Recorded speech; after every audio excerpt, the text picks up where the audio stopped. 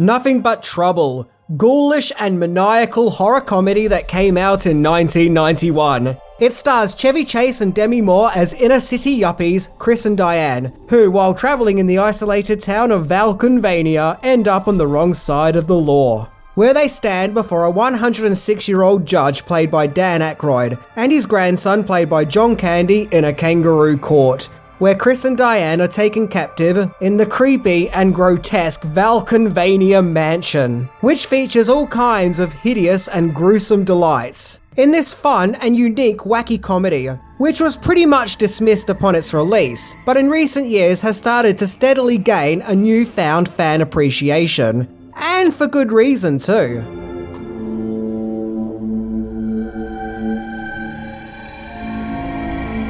So it's time to pay a visit to Mr. Bone Stripper, as we look into 10 things that you didn't know about Nothing But Trouble. The comedy that no one liked when it came out, but now people do like it. Okay, did this movie legit give anyone else nightmares? Anyway, let's check it out.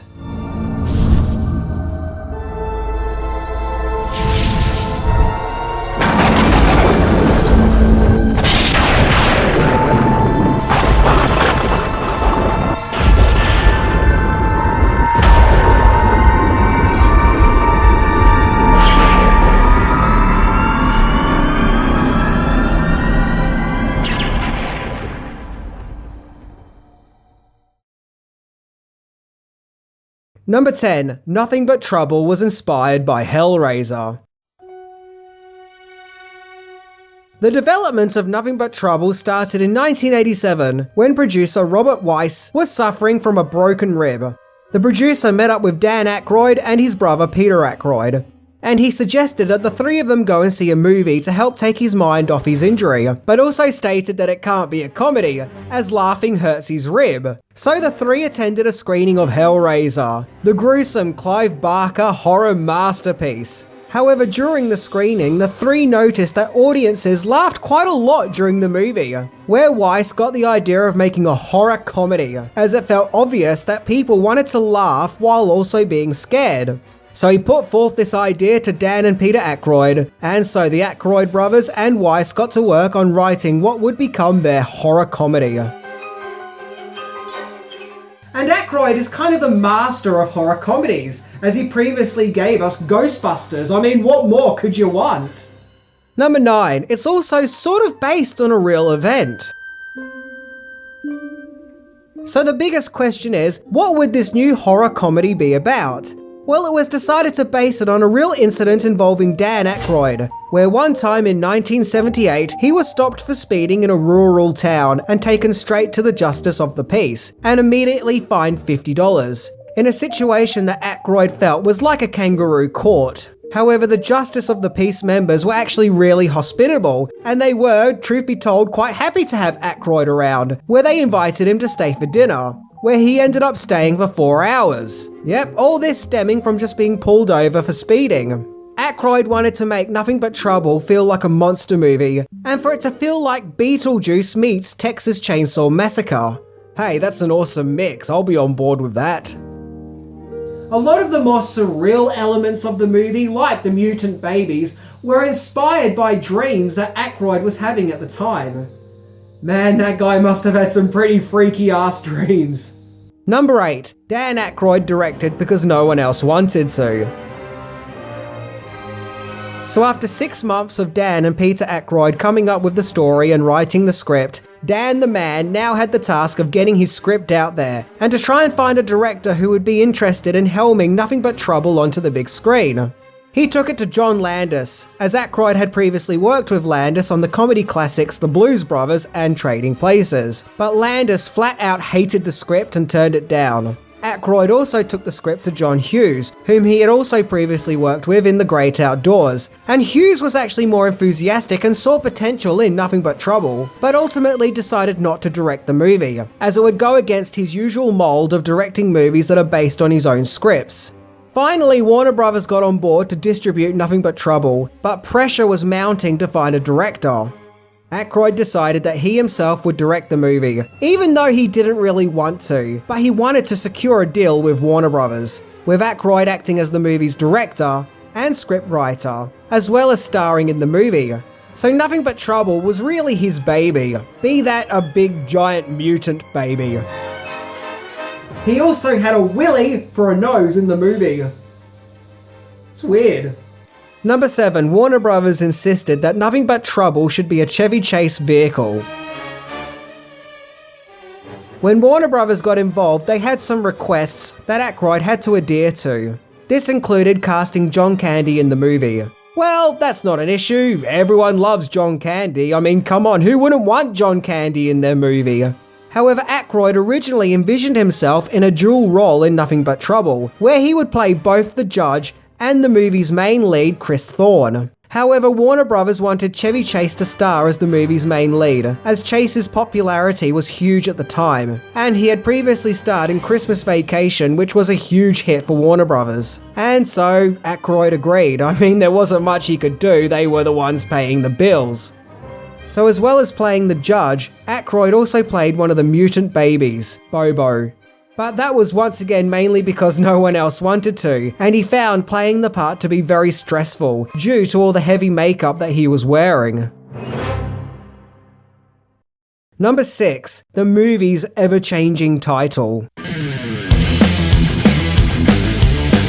I think one of the weakest aspects of Nothing But Trouble is the movie's title. It doesn't really say anything about the movie, nor does it relish in the movie's ghoulish horror comedy nature. It's just, I don't know, vanilla. It's bland and generic. However, the production had a really tough time coming up with a title, and throughout the production, Nothing But Trouble would get renamed several times. When Aykroyd first wrote the script, it was called Git. What a git. But it then had its name changed, where it was called Road to Ruin, which I think is a more interesting title. Then as filming started, the movie was renamed yet again, this time being called Trick House. Then in the later days of production, it was renamed yet again, this time to Valkenvania. Once again, a way more interesting title. But it was shortly before the movie's release that the title would be changed yet again, this time with the permanent title of Nothing But Trouble. Aykroyd would go on to say that to him, the project will always be called Valkenvania. Valkenvania would have been a much better title. It's more striking and has that sort of Beetlejuice vibe. Number 5, the difficulties of Chevy Chase. It seems that nearly every movie Chevy Chase has starred in has behind-the-scenes horror stories of just how mean and difficult he could be while making said movies. I mean, heck, apparently while filming European Vacation in Europe, he was so difficult that movie's director Amy Heckling was damn near ready to walk out of the production and fly back home. But I'm not going to trash Chevy Chase though. This channel isn't about verbally bashing people, but rather retelling things that I have discovered and reporting back to them in a non-biased and non-judgmental way. However, that said, it can't be ignored that according to some claims, Chevy Chase wasn't exactly a very nice guy. Chase actually supposedly hated the script, but agreed to star in the movie so he could work with Dan Aykroyd. And there are stories out there that he was demeaning and verbally abusive to the cast and crew while making the movie. And in one bizarre claim, was yelling at Dan Aykroyd, taunting him that he has more worth and gets higher paychecks.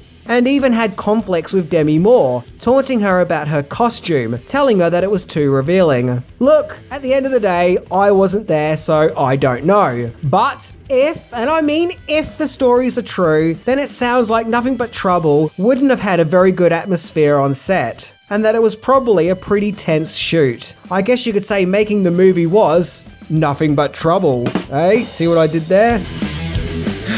Look, I still think that Chevy Chase is a comedy legend, and it does seem that in recent years he has mellowed out somewhat.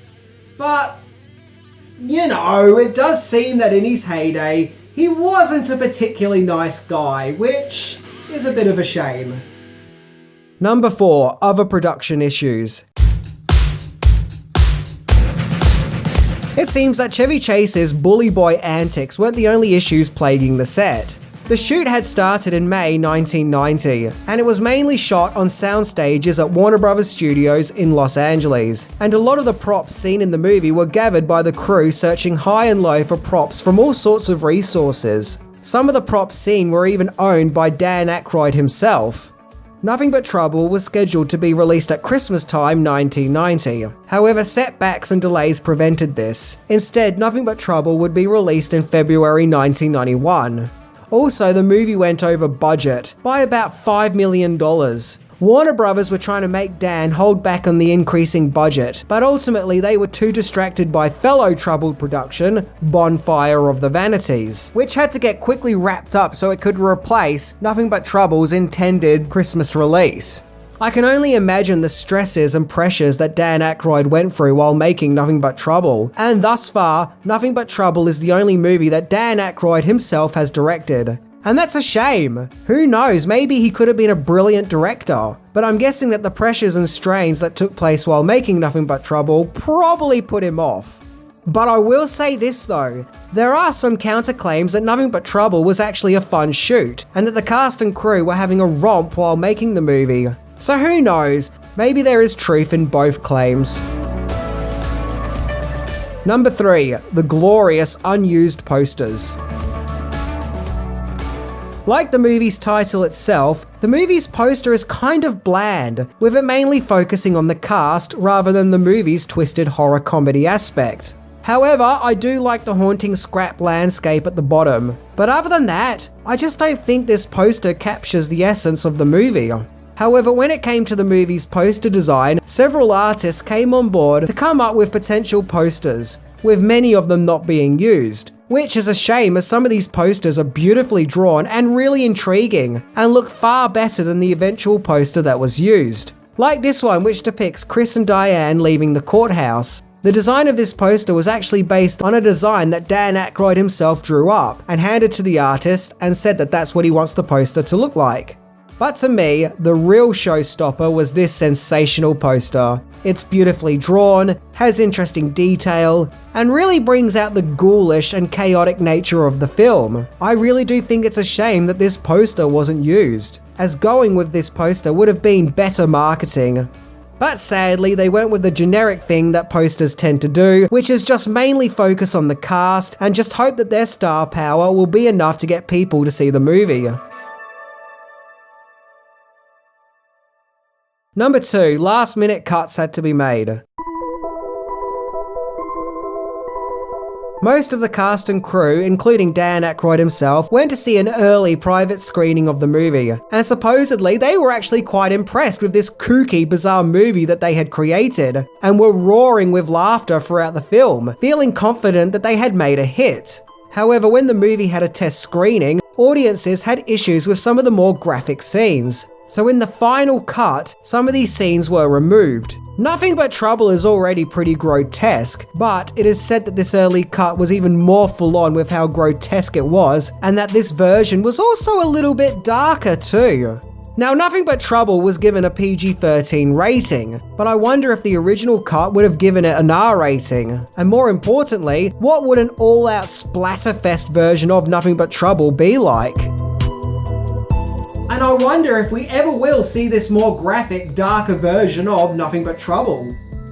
I'll watch it. Number 1, Nothing But Razzies. Nothing But Trouble was released in February 1991 and it was a massive flop, only bringing in $8.4 million on a $40 million budget. All I have to say is ouch, that's gotta sting. There's something of an urban legend that Dan Aykroyd wrote a letter of apology to all the stars of Nothing But Trouble for the movie being such a failure. Oh boy, then there's the critics. Wow, the critics hated this movie, and they had no love for it whatsoever.